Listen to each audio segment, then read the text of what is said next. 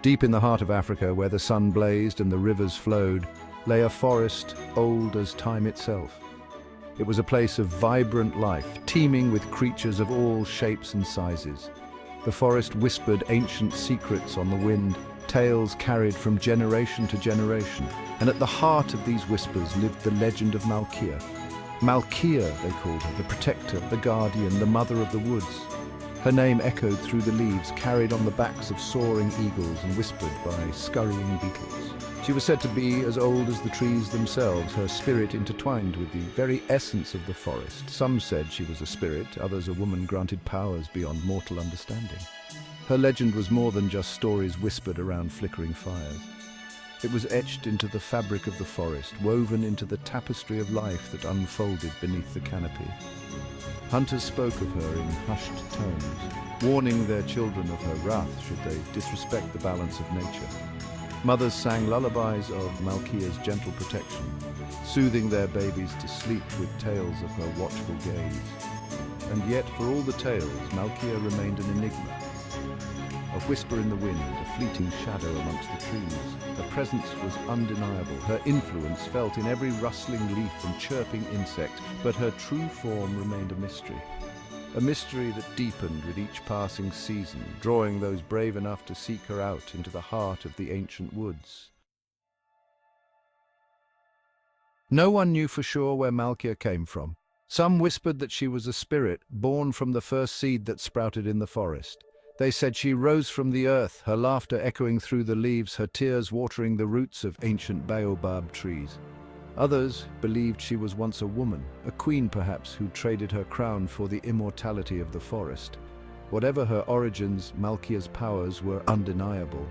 She spoke the language of animals, her voice a symphony of chirps, growls, and songs.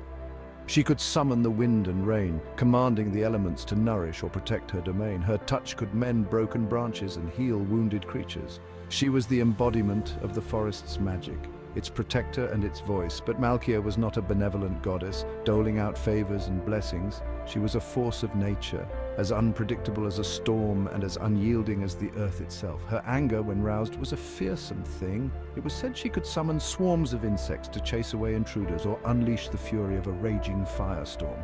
Despite her fearsome reputation, Malkia was not cruel. She understood the delicate balance of the forest, the intricate web of life that connected every creature within it.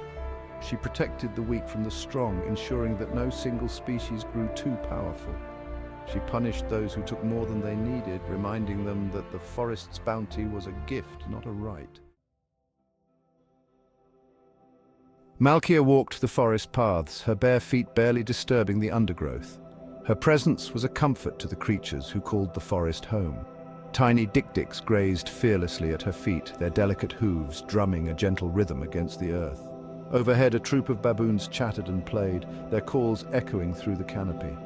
She paused, her hand resting on the gnarled trunk of an ancient baobab. The tree thrummed with life beneath her touch, its ancient wisdom flowing into her. She listened to its stories, tales of seasons past, of droughts and floods, of the rise and fall of empires beyond the forest's edge. A low growl rumbled from deep within her chest as she sensed a disturbance in the forest's harmony. The scent of smoke, acrid and unwelcome, drifted on the breeze. Humans. They were encroaching upon her domain once more, their axes hungry for wood, their eyes blind to the sacredness of her woods. Anger, swift and hot, surged through her. She would not allow them to desecrate her home, to disrupt the delicate balance she had sworn to protect. She would remind them of the forest's power, of the price one paid for disrespecting its ancient magic. Malkia confronted the intruders, her voice echoing like thunder through the trees. The men, their faces pale with fear, dropped their axes and stumbled back. They had heard the whispers, the legends of the forest guardian, but dismissed them as mere superstition. Now, faced with the reality of her presence, they trembled. She warned them to leave, her voice like the hiss of a viper. The forest was not theirs to plunder, but the men, driven by greed and desperation, refused to listen. They returned to their camp, their hearts hardened against her warnings.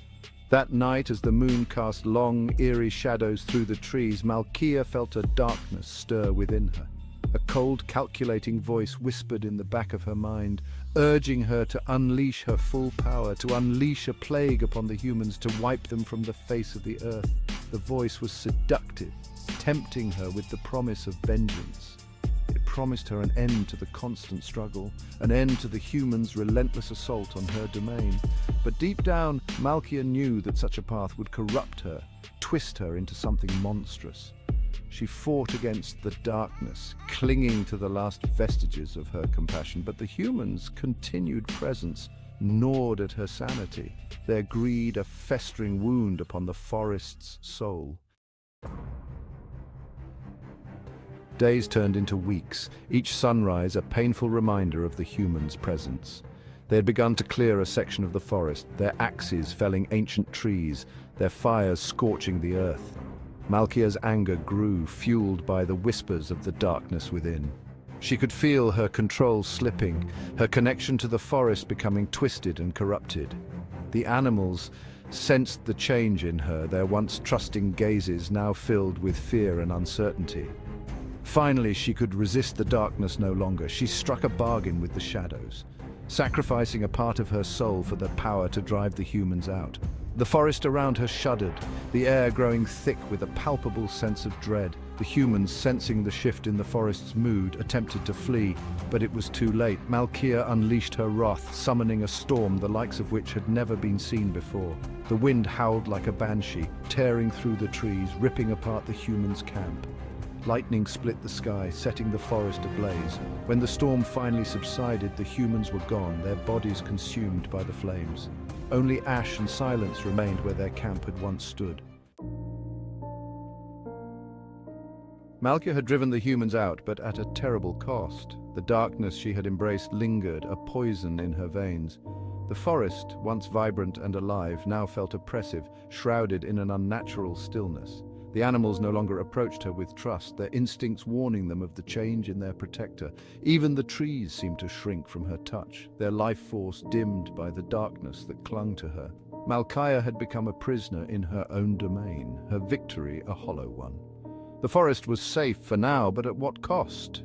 The darkness she had embraced whispered that this was the only way, that the humans would never cease their assault, that only through fear and unrelenting power could she truly protect her home. But as she looked out over the scarred and silent forest, a flicker of doubt ignited within her. Was this the legacy she wanted to leave behind? A forest saved but imprisoned, its spirit broken along with her own? The tale of Malkia, the once benevolent guardian, became a cautionary one, a reminder that even the purest of intentions could be corrupted, that the line between protector and destroyer was a thin and perilous one. And as generations passed, the forest remained trapped in a state of perpetual twilight, a testament to the terrible price of vengeance.